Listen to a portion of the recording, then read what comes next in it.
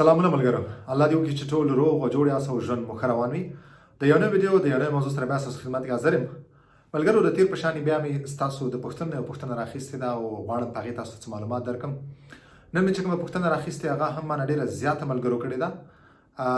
دغه پوښتنه دلته په یوټیوب باندې هم څه ملګرو کمنټونه کړي او څه مانه داسې ملګرو پوښتنه کړې ده. ډېره ضروري پوښتنه ده ملګرو. هغه دا ده چې څه ملګرو دا پوښتنه کړې ده چې دلته خلک وایي، بعضې خلک وایي چې که آیا یوه میاشت کې چېرې جواب راشي نو دا منفي جواب دی، او که چېرې د یو میاشتې یعنې نه زیات وي، 2 میاشتې یا 2 میاشتې نه زیات وخت کې جواب راشي نو دا منفي دی. نو ډېرو ملګرو دا پوښتنه کړې وه چې موږ ډېر زیات تشویش کړو، په دغه موږ ته لږ څه معلومات راکړه، یو ویډیو پرې جوړه کړه. ګورئ ملګرو، په ډېرو ویډیوګانو کې ما دا خبره ډېر ځلې تکرار کړې ده چې تاسو دلته د خلکو خبرو ته غوږ مه نیسئ. دلته اکثرا ملګري چې کوم دی هغه معلومات نه لري او یا نیمچه معلومات لري، یا دوی په هغه معلوماتو باندې سر نه خلاص شوی. دغه غلط معلومات دوی یو بل ته پاس کوي، زه یې تا ته وایم، ته یې بل ته وایې، داسې بل ته وایي. دغه معلومات ټولو ته رسېږي او دغسې په اساس په دغه معلوماتو باندې د غلطو خبرو باندې د غلطو معلوماتو باندې ټول یقین کوي. اوس که ستا جواب په یو میاشت کې راځي، 2 کې راځي، 3 کې راځي، 4 کې راځي، هېڅکله هم څوک د دې دا معنا نه چې دا منفي یا به مثبت وي. ستا د جواب ورکول دا ټوټل مکمل ډول په د اوپرا کار دی، دا د اوپرا فیصله ده.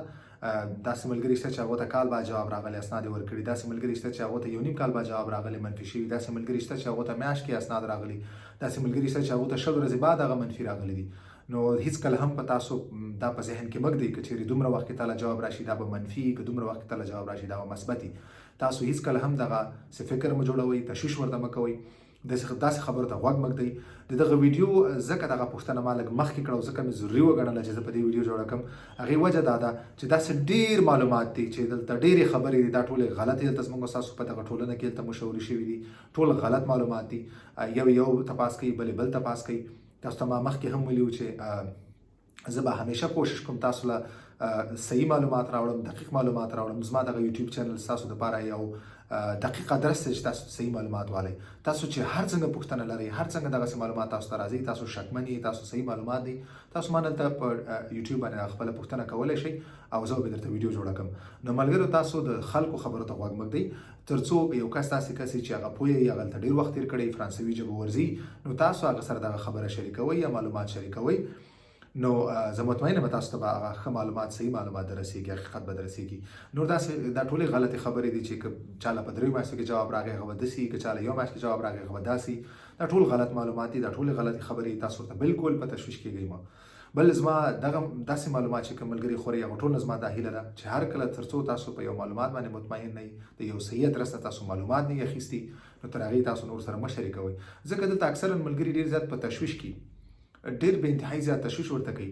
زموږ تاسو ټول دغه وطنوال چې کوم ډېر په سختو دلته راغلي، دلته را رسېدلي دي، د دوی چېرې که دغسې غلط خبرونه موږ ورته ورکوو نو دوی دلته ډېر زیات په تشویش کېږي، د خفګان سبب ګرځي. نو زما تاسو ټول نه هیله ده چې تر څو تاسو په یو خبر باندې، یو معلومات باندې مطمئن نه یاست، تاسو د یو دقیق ادرس نه دغه معلومات نه اخیستي، تر هغې پورې تاسو نور ملګرو سره مه شریکوئ. کوشش وکړئ پوښتنه وکړئ، کوشش وکړئ ګوګل کې سرچ کړئ، انټرنیټ کې سرچ کړئ. ښه لار دا ده. تاسو دلته ما نه هم پوښتنه کولی شئ، په یوټیوب باندې خپله پوښتنه پرېږدئ. هر رنګه معلومات چې تاسو ته ما ویلي، تاسو په یوټیوب باندې هلته خپل پوښتنه پرېږدئ، زه به انشاءالله جواب درکوم. نو د نننۍ پوښتنې جواب دا دی چې دا ټول غلط خبرې دي، دا ټول غلط معلومات دي. ستاسو د دوسیې جواب ورکول دا مکمل ډول باندې د اوپرا کار دی، او اوپرا چې څومره وخت کې درکوي دا معلومات نشته دی.